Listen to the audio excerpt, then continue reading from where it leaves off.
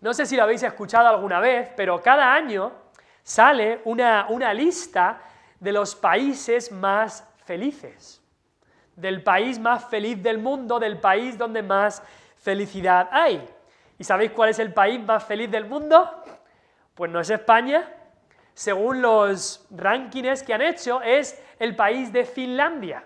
El país de Finlandia, dicen, según lo que hacen en esta organización, es el país más feliz del mundo. ¿Y qué es lo que miden?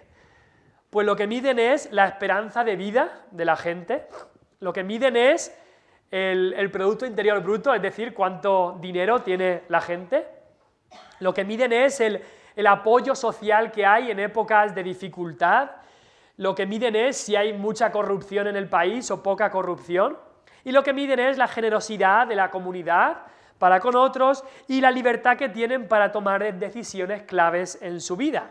Eso es lo que para ellos da la felicidad o hace una persona más feliz o menos feliz.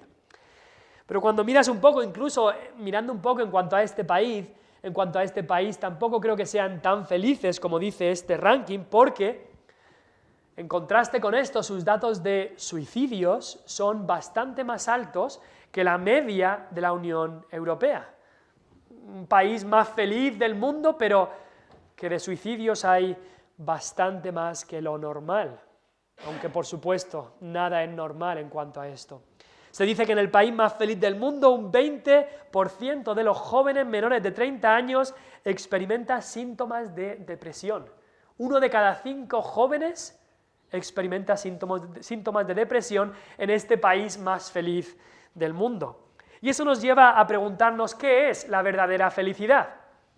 Mucha gente puede definir lo que ellos piensan que es felicidad, pero al final el ser humano, que ha sido creado por Dios, solo puede encontrar lo que es la felicidad cuando vuelve a Dios mismo. Es más, Dios ha establecido que cuando el hombre viene a Dios y glorifica a Dios, entonces el hombre también se deleita y se goza en Dios. Y en Dios encontramos la mayor felicidad que podemos experimentar, la mayor felicidad que existe. Hay una pregunta y respuesta que se le hace a los niños y a los jovencitos y a los jóvenes, que es ¿cuál es el propósito principal del hombre? Y la respuesta nos dice, basada en la palabra de Dios, que el propósito principal del hombre es glorificar a Dios, eso es vivir para Dios, pero después dice también, y gozar de Él para siempre. El propósito principal del hombre es glorificar a Dios y gozar de Él para siempre. Dios no quiere que vivamos vidas tristes, miserables, sino gozosas, disfrutando de Dios mismo. Y Ana, esta mujer de la cual hemos leído en el día de hoy, sabía esto. Y hemos leído en el capítulo 2, versículo 1, que dice, mi corazón se regocija en Jehová. Mi corazón está alegre, no en mí mismo, ni en las riquezas, ni en mi propio hijo. Mi corazón está alegre en Dios mismo. Ella encontraba su felicidad en el Señor y por eso quería alabarle de todo su corazón. El apóstol Santiago, en el Nuevo Testamento, nos dice, ¿está alguno entre vosotros afligido? Haga oración. ¿Está alguno alegre? Cante alabanzas. El corazón de Ana había estado muy afligido, como su mismo marido lo vio en el versículo 8, lo detectó y le dijo, ¿por qué está afligido tu corazón? Su corazón afligido. ¿Y a qué le llevó su corazón afligido? A hacer oración. Vimos esa oración continua que ella hizo allí en el templo, en el tabernáculo. Pero ahora su corazón había cambiado de un corazón afligido a un corazón alegre. ¿Y qué hace ella? Pues adora, alaba al Señor y canta una canción a Dios.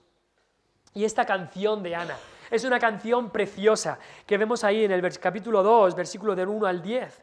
Una canción preciosa y una canción que adora a Dios de corazón y le adora por quién es Dios. Le adora porque le dice, tú eres el Dios soberano, el que controlas todo. Y es una canción que nos demuestra que se puede estar alegre y cantar a Dios aún haciendo el mayor de los sacrificios que se puede hacer. Aún en el servicio a Dios, haciendo estos sacrificios para Dios, se puede estar alegre, como estaba Ana, cumpliendo este voto, cumpliendo esta promesa, sirviendo a Dios, haciendo este sacrificio para Dios. Hay dos cosas que queremos ver en cuanto a esta canción, este cántico de un corazón alegre. Eso es lo que el título sería La canción de un corazón alegre en el día de hoy, y hay dos cosas que queremos ver sobre esta canción. Primero vamos a ver el contexto de esta canción. ¿Quién la canta? ¿En qué situación la canta? Y después veremos el contenido de esta canción. Pero primero veamos el contexto de esta canción. ¿De qué familia era esta canción? Pues, como vimos ya hace unas semanas, esta era una familia que adoraba a Dios. La adoración a Dios no es que fuera algo nuevo. No, esta era una familia que normalmente adoraba a Dios. Mira el versículo 3. Ya lo vimos, que Elcana, como jefe y cabeza de familia, subía a adorar y a ofrecer sacrificios a Jehová. Subían a adorar. Versículo 19, leemos otra vez que cuando estaban allí adorando, ese día se levantaron de mañana y adoraron delante de Jehová. Y otra vez en el capítulo 1, acaba el capítulo diciendo que Ana adoró allí a Jehová. Es curioso estas tres referencias a la adoración, porque creo que podemos encontrar adoración congregacional, cuando iban en este tiempo de fiesta nacional a adorar a Jehová, adoración congregacional, pero también vemos adoración familiar en el versículo 19, como la familia se reunió y se levantaban de mañana, y aquellos que conocen al Señor saben lo bueno que es poder levantarse de mañana para adorar a Jehová, y así esta familia se levantaba de mañana y tenían esta adoración familiar para Jehová, adoración congregacional, adoración familiar, pero también había adoración individual, como vemos ahí, la misma Ana. El último versículo del capítulo 1 dice, y adoró ella allí a Jehová. Esto es vital en la vida de cada cristiano, adorar, tanto congregacionalmente como familiarmente como individualmente. Y en la adoración a Dios, una parte de la adoración a Dios es cantar. Muchas veces pensamos que cantar y adorar es lo mismo, pero adorar incluye mucho más que cantar solamente. Pero por supuesto que cantar a Dios, como hemos cantado ahora mismo, es una parte de la adoración a Dios. Y aquí Ana, en el capítulo 2, versículo del 1 al 10, canta un himno, un salmo, una canción a Dios. Aunque, si os fijáis, es una canción, pero también es una oración, porque mira lo que dice el capítulo 2, versículo 1, dice, y Ana oró y dijo. O sea, también es una oración, y nuestras oraciones deberían estar llenas de adoración, pero de la forma que está escrita en el hebreo original, está escrito como una canción. En su oración ella se puso a cantar y a adorar a Dios, como también Pablo y Silas allí en Filipos, cuando estaban en la cárcel, dice, y orando cantaban. Y así fue también en esta ocasión con Ana, la madre de Samuel. Ella seguramente conocía esa canción de Moisés y de María que cantaron justo al salir de Egipto, cuando los egipcios cayeron y murieron en el mar y fueron librados de sus enemigos. Allí cantaron Moisés y María. Ana conocería esa canción, como también conocería la canción de Débora, una jueza, que cantó después de que Dios diera victoria, canciones de agradecimiento a Dios. Son canciones especiales y canciones en las que Dios utilizó a mujeres como María, la hermana de Moisés, o como Débora, la jueza. También es muy curioso porque si te vas a la canción que María, la madre de Jesús, canta de adoración a Dios por lo que había hecho en su vida, hay muchas similitudes de esa canción que muchas veces se llama el Magnificat de María, pues hay muchas similitudes de esa canción de María, la madre de Jesús, a la canción de Ana aquí. Y esto refleja el gozo que había. En medio de una circunstancia que muchos de nosotros estaríamos llorando, ella estaba gozosa, contenta. Esta era la oración, la canción de un corazón alegre. Pero en cuanto al contexto, esta oración era también de una mujer de oración. Esta canción era de una mujer de oración que había recibido su petición. Si algo podemos decir de Ana, si de alguna manera se la puede definir, es que esta mujer, Ana, era una mujer de oración. Una mujer que nos dice ahí que derramaba su alma delante de Jehová. No era que venía con una oración que repetía, no. Esta mujer derramaba su alma delante de Jehová, era una oración de su corazón afligido, una oración incesante, sin cesar, sin parar, una oración intensa. no una oración ligera, no, intensa, que venía de un corazón afligido. Y te pregunto, ¿has orado alguna vez como oró Ana aquí, con esa intensidad? ¿Has orado como oró Ana, de que oras hasta que sabes, hasta el punto en que sabes perfectamente que Dios ha contestado a tu petición? ¿Has orado hasta ese punto? Hasta ese punto de que dices, Dios va a contestar. Dios ha obrado en tu corazón de tal manera que dices, Dios va a contestar a mi petición. En Irlanda del Norte, de donde es mi madre, de donde es también el pastor Laili Heder, donde estuve estudiando en el seminario, allí han vivido muchos y grandes avivamientos de que Dios obre y cientos y miles de almas se salven. Y allí aprendí un término que no había escuchado hasta ahora, y es que la gente hablaba de orar a través. Y yo decía, ¿qué significa esto de orar a través? Y se referían ellos, cuando hablaban de esto, a luchar en oración, como Jacob, ¿os acordáis cuando luchó con el ángel? O luchar en oración hasta tal punto que dice, no te dejaré hasta que no me bendigas, y hasta tal punto que sabes que has recibido la bendición de Dios. Es como si la oración fuera excavar un túnel en la montaña, y no dejas de orar, no dejas de excavar hasta que ves la luz del otro lado. A eso lo llaman orar a través, hasta que sepas que Dios va a contestar en su voluntad y en su tiempo, pero que sabes que Dios va a contestar a tu petición. Y esta era una mujer de oración. También esta canción que vemos en el capítulo 2 viene de unos padres que prometieron al Señor y cumplieron. Ana había prometido algo a Dios y lo cumplió. Vimos hace 2 semanas que no es malo hacer promesas y votos a Dios, es más, debemos hacerlos, son parte de nuestra adoración a Dios. Pero lo más importante y lo crucial es que cumplamos lo que prometemos, que no se queden palabras mentirosas. Hay muchos en este mundo que hacen grandes promesas. Yo haré esto, Señor, si me curas de esto, Señor, si curas a mi familiar, yo haré esto. Y se queda en simples palabras vanas, palabras mentirosas. Pero Ana no era así. Y su marido tampoco, porque su marido estaba con ella cuando hizo esto. Según la ley de Dios, el Cana, como cabeza de familia, tenía el derecho de vetar el voto, la promesa de su mujer, pero no lo hizo, no lo hizo. También sabemos que él hizo un voto, en el versículo 21 dice que él también había hecho otro voto, y cuando Ana le dice esto a su marido de que se va a quedar unos años con su hijo, pero luego llevará y dedicará a su hijo al Señor para que se quede allí para siempre, su marido le dice, haz lo que bien te parezca, quédate hasta que lo destetes, solamente que cumpla Jehová su palabra. Este es un marido que sí, con sus defectos, pero un marido que honraba a su mujer y un marido que confiaba en las promesas de Dios. Así que llamaron al niño Samuel.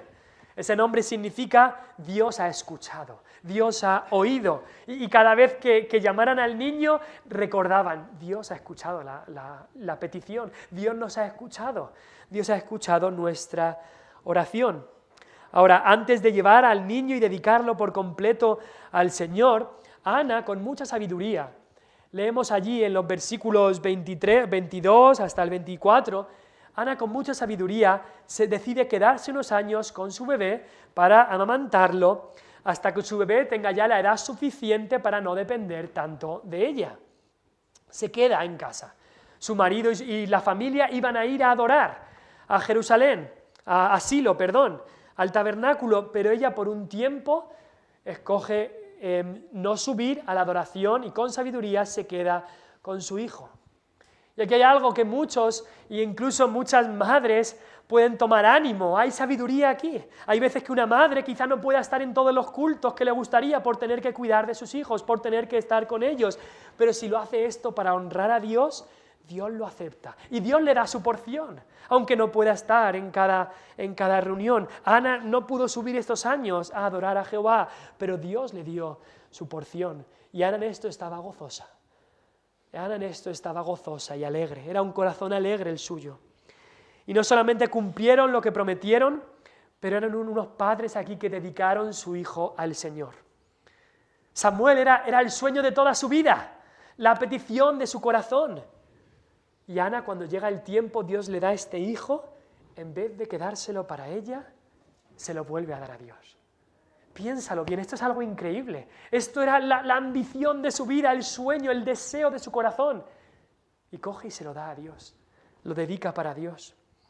Después de esos años de infante, llevan a su hijo al templo para dedicarlo al Señor y que se quede allí para siempre. Dedican a su hijo al Señor. Por cierto, hablando de esto, de la dedicación de un hijo al Señor, en esta iglesia creemos y practicamos en muchas ocasiones la dedicación de niños. No creemos en el bautismo de bebés, sino que creemos que el bautismo debe ocurrir después de que la persona haya puesto su fe en Cristo. Pero sí creemos en dedicar o presentar un niño delante del Señor. Tenemos el ejemplo de nuestro mismo Señor Jesucristo.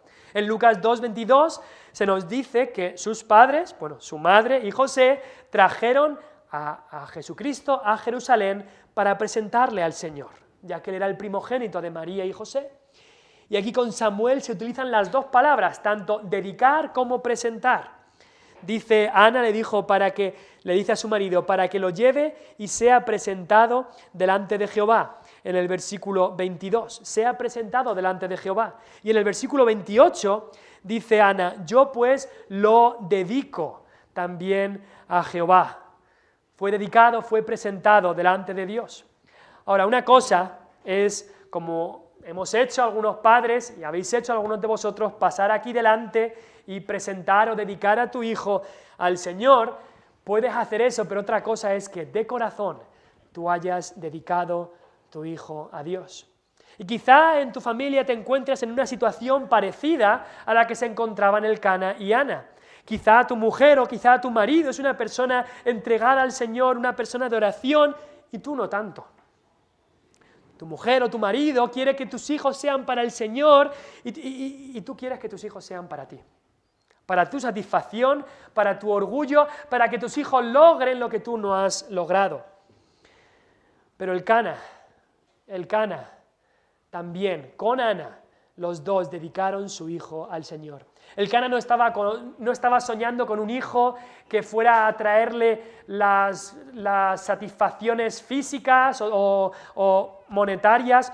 No estaba soñando con un hijo que fuera un gran soldado, o un hijo que montara un gran negocio, o un hijo que lograra grandes riquezas. No, él quería un hijo que conociera al Señor. Sabéis que últimamente en nuestro país, en España, no hay casi jóvenes cristianos dedicando sus vidas al Señor para servirle a tiempo completo, para servir al Señor como pastores, como misioneros y demás. Y muchas veces tengo que pensar y decir que la culpa a veces no recae tanto en los mismos jóvenes, sino muchas veces en los padres, que prefieren para sus hijos una vida fácil, unos padres cristianos que hacen todo lo posible para que su hijo sí sea cristiano, pero que no se entregue demasiado a la causa, porque lo quieren para ellos, en vez de quererlo para Dios. Prefieren que sus hijos disfruten un poco de los deleites temporales de los pecados a que sean maltratados con el pueblo de Dios. Te pregunto, ¿qué prefieres tú? ¿Que tu hijo disfrute de los deleites temporales del pecado o que tu hijo sea maltratado con el pueblo de Dios? ¿Qué elegirías si solo puedes elegir una de esas dos cosas? Padres que prefieren que sus hijos tengan las riquezas del mundo a que lleven el vituperio y sufrimiento de Cristo. Te pregunto, ¿para quién quieres que sea tu hijo? ¿Para quién quieres que sea tu hijo? Tú a lo mejor dices, no, yo quiero que él viva para sí mismo. O quizá dices, para mí, cuando te examinas bien, tú quieres que tu hijo sea para ti. O lo vas a dedicar a Dios. Es verdad que tú no puedes decidir por tu hijo, eso lo sabemos. No podemos decidir por ellos, pero sí que puedes dedicar a tu hijo de corazón al Señor. Y no me refiero solamente a venir aquí cuando tu hijo tiene unas cuantas semanas y presentarlo al Señor, sino de corazón decir, Señor, este hijo es tuyo, este hijo es para ti, quiero que haga tu voluntad, aunque no tenga nada de este mundo, pero que tenga a Cristo y le sirva a Él. Y aquí tenemos unos padres que dedicaron su hijo totalmente a Dios. Y también vemos unos padres que fueron bendecidos por Dios, porque en el versículo 20 y 21 del capítulo 2 leemos que Dios les dio más hijos. Ellos le dieron un hijo a Dios, completamente a Dios, y Dios les dio 5 hijos más. Ellos dedicaron su hijo sin esperar nada a cambio. Dios no les había prometido que iban a tener más hijos que ese. Pero Dios devuelve mucho más de lo que podemos pensar. Como dice el Nuevo Testamento, Dios es poderoso para hacer mucho más abundantemente de lo que pensamos o entendemos. Dios no es un jefe tacaño. Dios devuelve cuadruplicado, quintuplicado. Lo dice en los mismos evangelios. Le vinieron los discípulos y le dijeron, Señor, nosotros lo hemos dejado todo por ti, ¿qué vamos a tener? Y Jesús les dijo, cualquiera que haya dejado por mí todas estas cosas, dice, en esta vida recibirá 100 veces más y en la vida venidera, la vida eterna. Dios devuelve y bendice a aquellos que le dan su todo a Dios. Este es el contexto de esta canción, pero vayamos ahora al contenido de esta canción. El contenido de esta canción. Nos dice el versículo 28 que Ana adoró allí a Dios y su oración era oración del corazón, de un corazón afligido, y su oración era una oración de un corazón afligido, pero su adoración también era del corazón. Al orar tenemos que orar de corazón. Orar vanas repeticiones no sirve de nada, pero al adorar también tenemos que adorar de corazón. No simplemente cantar las palabras que están aquí y no pensarlas, sino hacerlas nuestras y cantarlas de todo corazón. Y tenemos que darnos cuenta de eso. Es muy fácil venir y seguir la rutina de cantar lo que está aquí, o venimos a la reunión de oración de decir los mismos clichés, las mismas frases, pero ¿estamos de verdad haciéndolo de corazón? ¿Estoy de verdad haciéndolo de corazón? Es algo que nos tenemos que preguntar. Esta canción es especial, porque sí está hablando de la situación de Ana, pero al mismo tiempo hay unas claras referencias que van mucho más allá del tiempo de Ana. Claras referencias que nos hablan incluso del tiempo del Mesías, de Cristo que vendría. Vemos en el versículo 1 de esta canción que aparece como una pequeña introducción del gozo de Ana, el gozo que había en su corazón. Y tienes que pensar, esta es una canción en la que había una despedida. Se estaba despidiendo de su hijo, que no lo iba a ver por un año entero. Se estaba despidiendo de él. Era un momento de separación, un momento de decirle adiós, un momento que todos nosotros estaríamos llorando como una magdalena. ¿Y qué está haciendo Ana? Se está regocijando en que su hijo va a ser entregado a Dios y va a servir a Dios. Esto es increíble. No solo que ella entregara y dedicara a su hijo a Dios, sino que estaba feliz de poder hacerlo. Esta mujer estaba feliz, estaba contenta, porque encontró su felicidad en Dios y en entregarle todo a Dios. Hay una referencia en Primera de Crónicas, 29, en el tiempo de David, cuando David está preparando todo para el templo, y nos dice ahí que le dice David al pueblo si alguien quiere ofrecer algo para el templo que se va a construir. Y el pueblo viene con una ofrenda y dice ahí, y se alegró el pueblo por haber contribuido voluntariamente, porque de todo corazón ofrecieron a Jehová voluntariamente. Y así quiere Dios que cuando le demos a Él, demos de lo nuestro, demos de nosotros mismos, demos de nuestro tiempo, demos de nuestras posesiones, demos de lo que tenemos, que no lo hagamos con un corazón, ay, lo que me cuesta hacer esto, ay, qué desgraciado soy, ay, qué miserable, que voy a tener menos dinero para las cosas que me gustan. No, que lo demos con un corazón gozoso, que se alegre el pueblo por contribuir voluntariamente. Y es que esta es una canción de gratitud. Pablo le dijo a los colosenses, les había hablado de Cristo y después les dice, y sed agradecidos. Y sed agradecidos, cuán importante es la gratitud. ¿Os acordáis de aquellos 10 leprosos que vinieron a Cristo? Cristo los sana a los 10, se van los 10 y ninguno dice gracias, menos uno, que viene, solo uno de 10, viene, se da cuenta que ha sido sanado y viene a Cristo a decirle gracias. ¿Y cuántas veces nos ocurre lo mismo? Oramos por algo, Dios nos lo da y nos vamos. Pero si Dios nos ha dado esto, no somos capaces ni de decir gracias. Y leemos ahí que dice, mi corazón se regocija, se alegra en Jehová, mi poder se exalta en Jehová. Nuestro poder es ninguno, nuestras fuerzas son ningunas, pero en Jehová, en el Señor, nuestra fuerza se exalta. Mi boca se ensanchó sobre mis enemigos. ¿Os acordáis de esta rival suya que la irritaba y la irritaba? Y ahora lo que tiene que hacer Ana es no decirle ahora sí, sino decir Dios está conmigo. Es lo único que podía decir. Por cuanto me alegré en tu salvación. Esta es la oración, la canción de un corazón alegre. Y entonces pensamos que ahora en el versículo 2, como en el versículo 1 nos ha dicho que está feliz, que está alegre, que se regocija, pues ahora en el versículo 2 nos va a decir por qué está feliz. Suponemos que va a hablar ahora y va a decir, estoy tan feliz porque yo oré al Señor y el Señor me dio lo que pedía. Yo he orado y me has contestado. Yo he hecho esto y lo otro, yo he sido fiel en orar y tú me has contestado.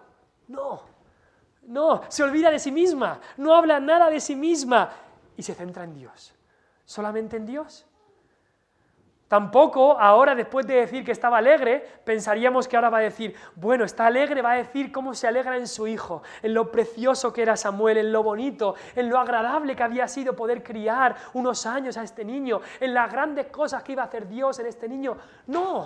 No, se olvida de eso, se olvida de ella, se olvida de todo esto y se centra solo en Dios, en cómo es Dios.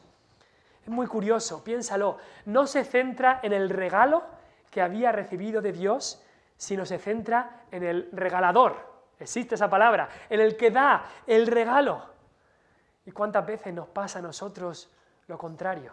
Dios nos da un regalo y nos ponemos a mirar el regalo. Quizá el regalo es comida en nuestras mesas, quizá el regalo es una familia, hijos, nietos, quizá el regalo es un nuevo coche, un regalo que da Dios, quizá el regalo es incluso la creación.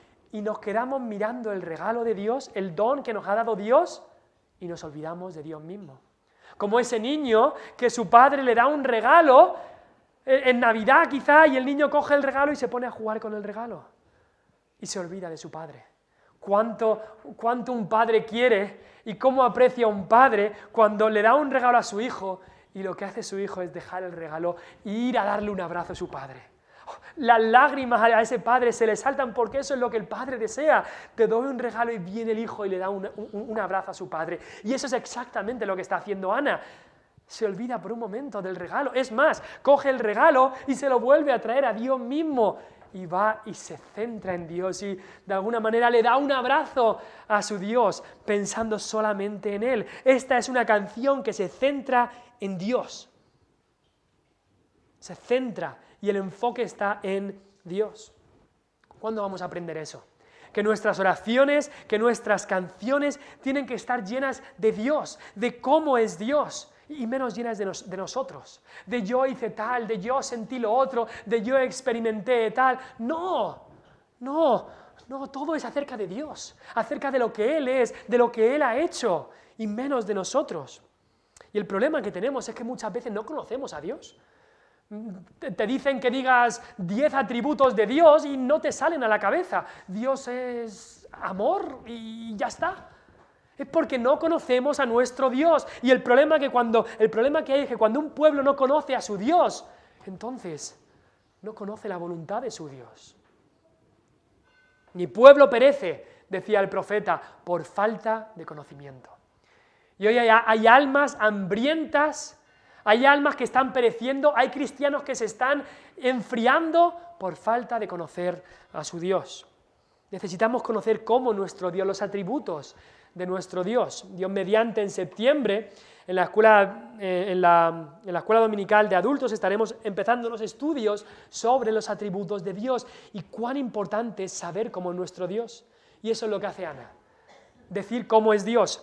Mira cómo sigue el versículo 2.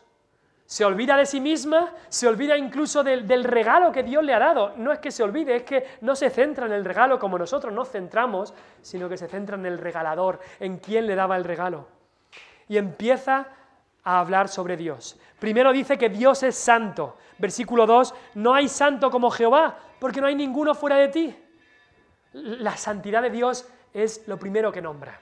Y es que la santidad de Dios es la joya de la corona de sus atributos. El único atributo de Dios que se nombra 3 veces, santo, santo, santo, que se repite 3 veces.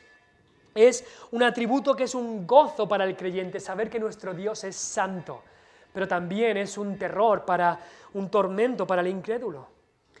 Y así en el cielo los ángeles cantan, santo, santo, santo.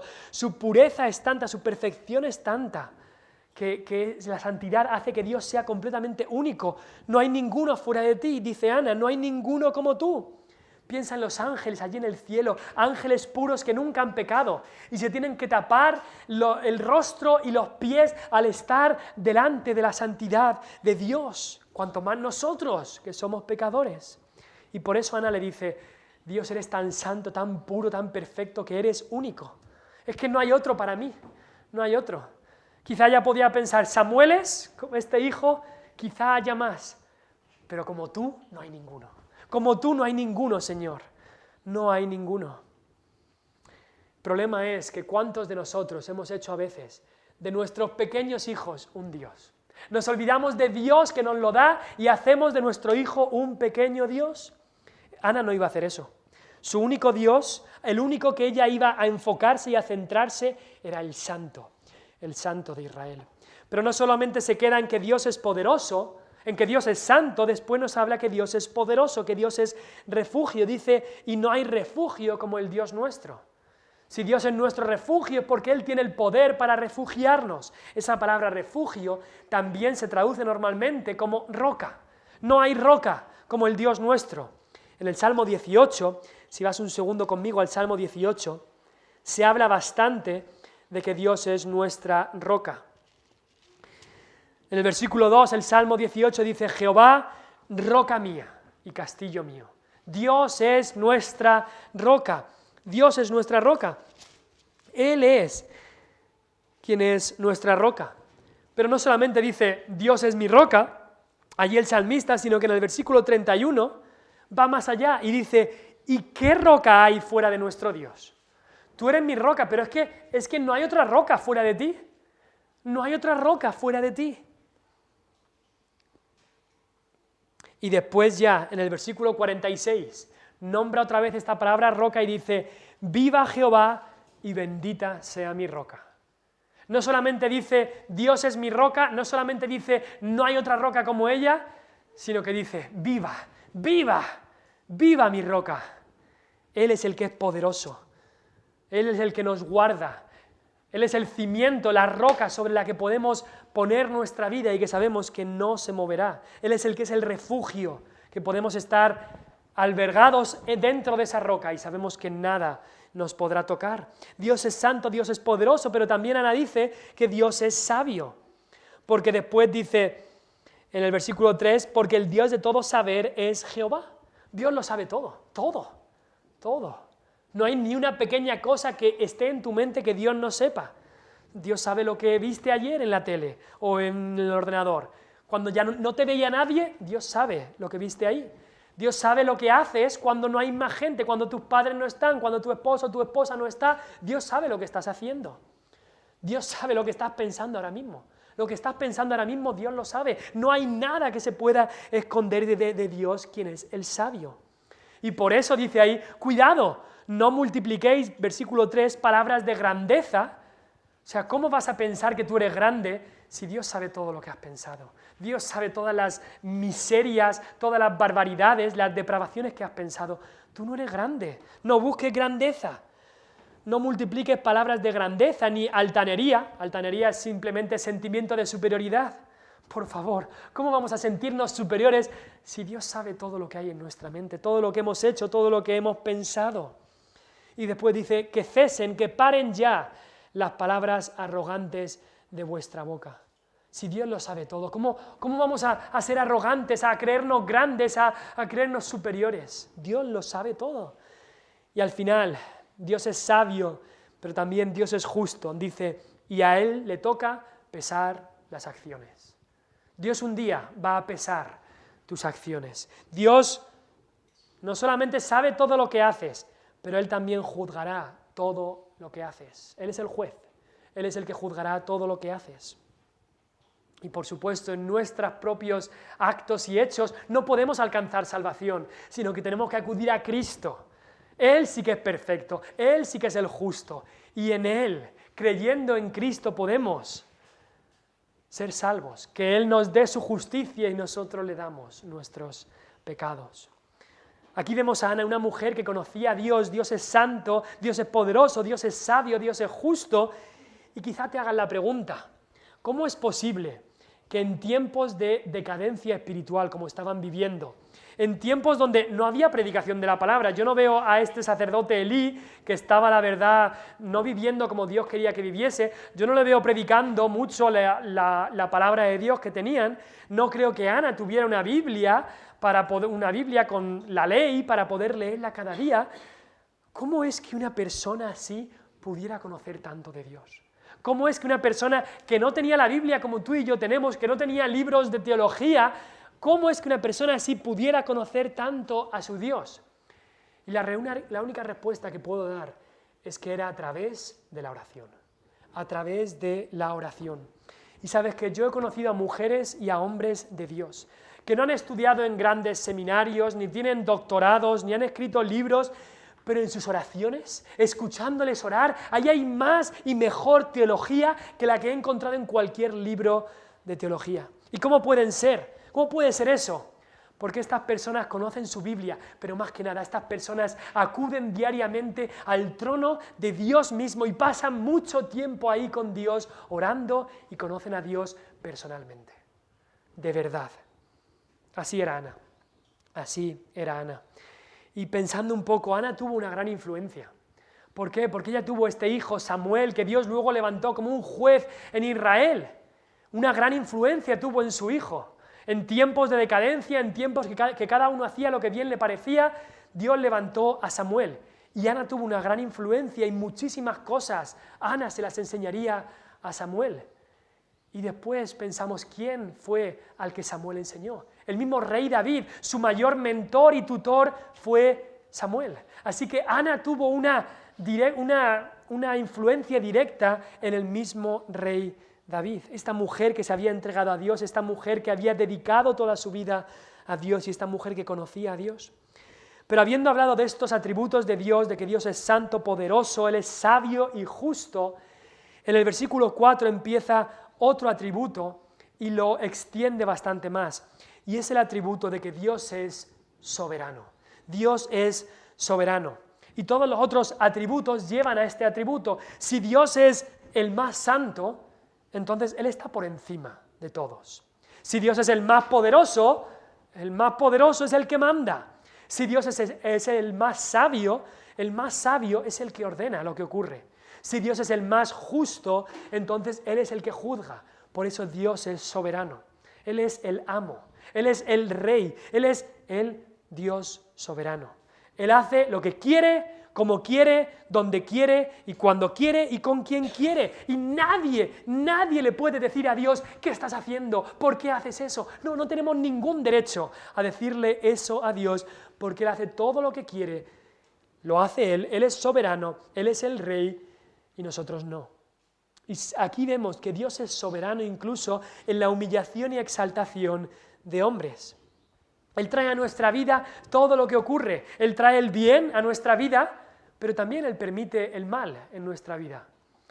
El sabio Salomón en Eclesiastés 7:14 dice: en el día del bien, goza del bien, y en el día de la adversidad, considera. Dios hizo tanto lo uno como lo otro, a fin de que el hombre nada halle después de él. Todos los ríos de las cosas que ocurren en nuestra vida, tanto el río de bendición como el río de inundación, vienen al final de la voluntad perfecta de Dios. Pero vemos particularmente en estos versículos que a Dios le gusta coger lo que es alto, lo que es fuerte, lo que es orgulloso, lo que es sobrado, lo que es rico, le gusta coger eso y humillarlo. Y que a Él también le agrada coger lo que es bajo, lo que es débil, lo que es pobre y levantarlo. A Dios le agrada eso y engrandecer lo que es pequeño. Y por supuesto esto nos lleva y nos apunta totalmente al Evangelio de Cristo. Porque ¿quiénes son? Los que entran por la puerta ancha, los que entran al reino de Dios, no, es la puerta estrecha. Los que se engrandecen son los que entran al reino de Dios, no, los que se humillan. Son los fuertes, no, son los débiles, los que se reconocen débiles. Son los que se creen perfectos y santos, no, son los que se reconocen pecadores, los que entran al reino de Dios. Esto nos apunta al Evangelio, esa es la salvación que Cristo vino a traer. Dijo, yo no he venido a llamar a justos, sino a pecadores al arrepentimiento. No he venido a sanar a los sanos, sino a los enfermos. Ya lo anunció el profeta Isaías en Isaías 40. Todo valle, el valle está abajo, todo valle sea alzado y bájese todo monte y collado. Eso es lo que vino Cristo a hacer. Que lo torcido se enderece y que lo áspero se allane. Y se manifestará la gloria de Jehová y toda carne juntamente la verá, porque la boca de Jehová ha hablado. Y vemos aquí en estos versículos que Dios hace eso con los fuertes y los débiles, versículos 4 y 5. Los arcos de los fuertes fueron quebrados y los débiles se ciñeron de poder. Podemos pensar, por ejemplo, en Gedeón, 300 personas solas, sin espadas ni nada, y cómo Dios quiso que vencieran a un ejército de miles, de más de 30.000 personas bien armados. A Dios le agrada hacer esto. También los saciados se alquilaron por pan. Los saciados son los ricos, los que tienen bastante comida y les sobra. Pues aquí dice, se alquilaron por pan. ¿Te imaginas a un rico teniendo que trabajar 12 horas al día para que su único sueldo sea un cacho de pan? ¿Te imaginas a un rico haciendo eso? Pues Dios a veces obra ese tipo de cosas. Es más, Dios iba a hacer eso con la misma familia de Elí, que eran muy ricos y opulentos en ese momento, y Dios los iba a humillar. Y dice que los hambrientos dejaron de tener hambre. Dios iba a proveer para los hambrientos. Después habla de la estéril, ha dado a luz 7, y la que tenía muchos hijos languidece. Y en la Biblia vemos una y otra vez como mujeres estériles, por la voluntad de Dios, Dios les daba hijos. Pero también Él hace lo contrario, porque tenemos que reconocer, como se reconoce ahí en 1 Samuel 1, del 5 al 6, lo nombra 2 veces, Dios es el que concede tener hijos. Y después vemos que la soberanía de Dios no es solamente en estas áreas físicas, sino más que nada en lo espiritual. Dios escoge a los que se consideran débiles, hambrientos, estériles, y les da su gracia. Los salva y los transforma. ¿No dijo el apóstol Pablo, cuando soy débil, entonces soy fuerte? Hablando de hambre, ¿no dijo Cristo, bienaventurados los saciados? No, bienaventurados los que tienen hambre y sed de justicia. Ellos serán saciados. Hablando de esterilidad, muchas veces espiritualmente podemos pensar es que el Señor no nos da hijos espirituales, no somos tan poquitos, somos tan pocos hijos espirituales, pero como Abraham, Dios nos promete que Él nos hará crecer, nos multiplicará. Y es que 1 Corintios 1 nos dice que lo necio del mundo escogió Dios para avergonzar a los sabios, lo débil del mundo escogió Dios para avergonzar a lo fuerte, lo vil del mundo, lo menospreciado del mundo escogió Dios, y lo que no es, para deshacer lo que es. Dios es soberano sobre saciados y hambrientos, sobre fuertes y débiles. Dios es soberano también sobre la vida y la muerte. Versículo 6, Él mata y Él da vida. Estamos en las manos de Dios, completamente en las manos de Dios. Tenemos que entender que Jehová es el que da la vida y Jehová es el que la quita. Como dijo Job, sea su nombre bendito. Pero más que nada en lo espiritual. Él es el que salva, Él es el que da la vida espiritual, cuando estabais muertos en vuestros delitos y pecados. Y Él es el juez que un día abrirá el cielo para unos, los que han creído en su Hijo, y abrirá el infierno para otros, los que han permanecido en sus pecados. Él es el juez. Dice ahí, Él hace descender al Seol y Él hace subir. Hay gente que dice, no, pero Dios no condena a nadie. Dios no condena a nadie, es la misma gente que se condena a sí mismos. Bueno, quizá entiendo a lo que ellos se refieren, pero Dios sí condena. Dios sí condena porque Dios es juez. Un juez tiene que dar una condena cuando hay alguien que es culpable. Y cuando viene el pecador no arrepentido, el juez justo, el juez de toda la tierra, da la condena. Y Dios condenará a aquellos que han rechazado a Cristo, aquellos que han continuado en sus pecados. Después habla de la pobreza y la riqueza. Dios es el que da la pobreza y la riqueza. Jehová empobrece y Él enaltece. La honra y la deshonra. Jehová abate, humilla y enaltece, exalta. Y nos habla después de cómo el pobre es exaltado.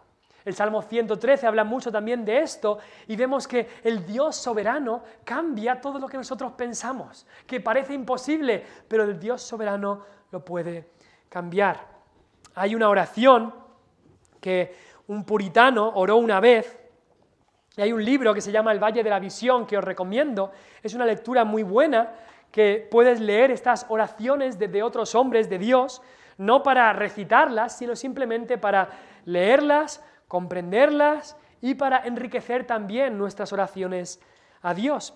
Y en esta oración, la primera, que se llama El Valle de la Visión, dice: Dios, permíteme aprender por medio de la paradoja que el camino hacia abajo lleva hacia arriba, que rebajarse es enaltecerse, que el corazón quebrantado es el sanado, que el espíritu contrito es el de regocijo, que el alma pesarosa es la victoriosa, que no tener nada es poseerlo todo, que cargar con la cruz es llevar la corona, que dar es recibir, que el valle es el lugar de la visión.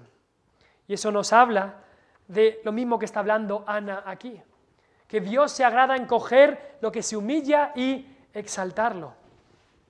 Y al final el versículo 9 nos habla que Dios guarda a sus santos, mas los impíos perecen en tinieblas. Ahora, estos santos de los que habla el versículo 9 no son santos por ellos mismos, porque el versículo 2 nos ha dicho que no hay santos sino solo Jehová. Solo hay uno santo como Jehová. Entonces, ¿quiénes son estos santos?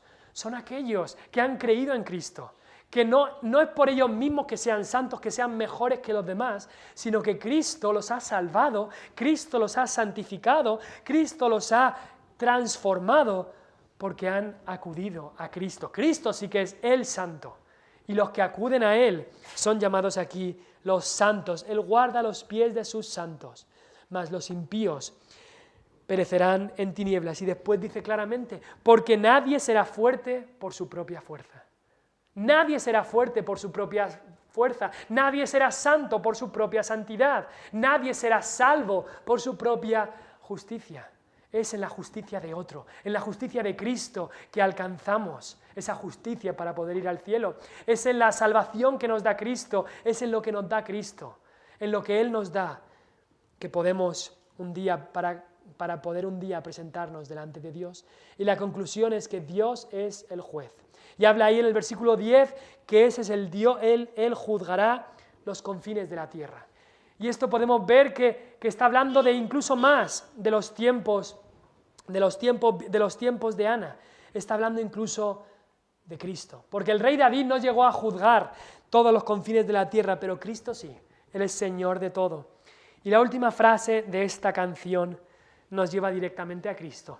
Porque dice ahí, dará poder a su rey y exaltará el poderío de su ungido. No había rey en ese tiempo. ¿De qué rey está hablando?